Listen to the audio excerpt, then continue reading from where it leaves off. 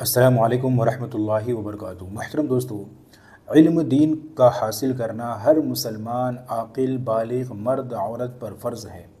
اتنا علم حاصل کرنا فرض ہے جس سے حلال اور حرام کی تمیز ہو جائے کہ اسلام نے کون سی چیز کو حلال کہا ہے اور کون سی چیز کو حرام قرار دیا ہے۔ لہٰذا ان چیزوں کی جانکاری بہت ہی زیادہ ضروری ہے، چاہے آپ کو کتنی ہی مشقت اٹھانی پڑے، کتنی ہی صعوبتیں برداشت کرنی پڑے، آپ کو اتنی مقدار میں علم حاصل کرنا بہت ہی زیادہ ضروری ہے۔ آج کل اتنے وسائل ہو چکے ہیں، اتنی آسانی ہو چکی ہے کہ انسان اگر چاہے تو آسانی کے ساتھ علم دین حاصل کر سکتا ہے۔ جگہ جگہ مدرسے ہیں اور محلے میں آپ کو حافظ صاحب مل جائیں گے، قاری صاحب، عالم صاحب مل جائیں گے جن سے آپ دین کی جانکاری حاصل کر سکتے ہیں۔ پچھلے زمانے میں تو علم دین کا حاصل کرنا بہت ہی زیادہ مشکل اور مشقت والا کام تھا۔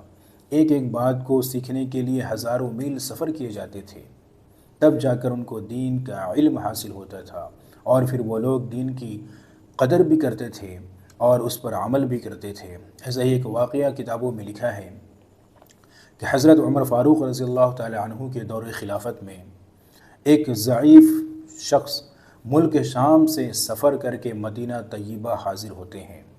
ملک شام جو کوسوں دور ہے، ہزاروں میل کا دوری ہے، لیکن وہاں سے ملک شام سے سفر کر کے ایک 80 اور 90 سال کا بوڑھا شخص سفر کر کے مدینہ طیبہ پہنچتے ہیں۔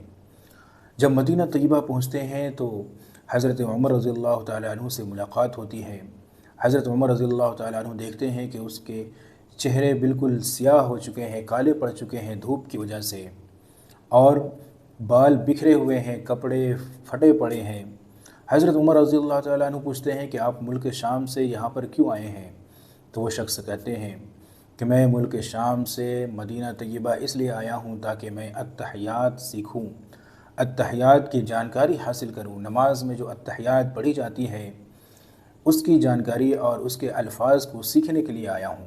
بس حضرت عمر فاروق رضی اللہ تعالیٰ عنہ اس بوڑھے شخص کی جواب سن کر ان کے آنکھوں سے آنسو جاری ہو جاتے ہیں اور اتنے روتے ہیں کہ آپ کی داڑھی بالکل تر ہو جاتی ہے اور کافی دیر تک روتے رہتے ہیں، اور پھر جلال میں آ کر فرماتے ہیں، قسم ہے اس ذات کی جس کے قبضے میں میری جان ہے کہ اگر تمہارا مقصد علم دین کا حاصل کرنا ہے تو یقیناً اللہ رب العزت تمہاری بخشش کرے گا۔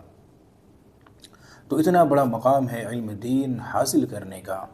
اب سوال یہ پیدا ہوتا ہے کہ وہ ضعیف شخص جو ملک شام سے مدینہ طیبہ آتے ہیں اتنی دوری کا سفر کیوں کرتے ہیں؟ کیا ملک شام میں صحابہ کرام کی جماعت نہیں تھی جن سے وہ التحیات سیکھ سکتے تھے؟ یقیناً صحابہ کرام کی جماعت تھی، لیکن علماء کرام نے یہاں پر یہ لکھا ہے کہ التحیات کے بارے میں مختلف روایتیں ہیں جس میں الفاظ کے تغیر اور تبدل کے ساتھ التحیات وارد ہوئی ہیں۔ کسی میں کچھ الفاظ ہے، کسی میں کچھ الفاظ ہیں، اور یہ تمام صحابہ کرام سے روایت کی گئی ہے۔ لیکن وہ بوڑھے شخص، ان کے دل میں یہ خیال آیا کہ میں اس التحیات کو سیکھوں اور ان صحابہ کرام سے معلوم کروں جنہوں نے حضور پاک صلی اللہ علیہ وسلم کے پیچھے نمازیں پڑھی ہیں۔ ظاہر سی بات ہے کہ وہ لوگ جو حضور پاک صلی اللہ علیہ وسلم کے پیچھے نمازیں پڑھی ہوگی تو ان کو یقیناً التحیات کے بارے میں صحیح جانکاری ہوگی کہ کس الفاظ کے ساتھ حضور اکرم صلی اللہ علیہ وسلم التحیات پڑھتے تھے۔ لہٰذا اسی صحیح الفاظ کی جانکاری کے لیے انہوں نے ملک شام سے مدینہ طیبہ کا سفر کیا۔ تو دوستو، ایک چھوٹی سی جانکاری کے لیے انہوں نے اتنا لمبا سفر کر کے علم دین کو حاصل کرتے ہیں۔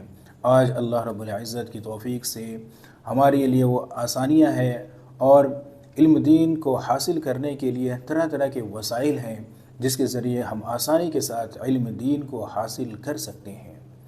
لہٰذا ہمیں چاہیے کہ ہم اتنا علم دین کو حاصل ضرور کریں جس سے حلال اور حرام کی تمیز ہو جائے۔ امید ہے کہ آپ حضرات اس پر توجہ دیں گے، لہٰذا اس ویڈیو کو دوسروں تک بھی ضرور شیئر کریں۔ جزاک اللہ خیرا۔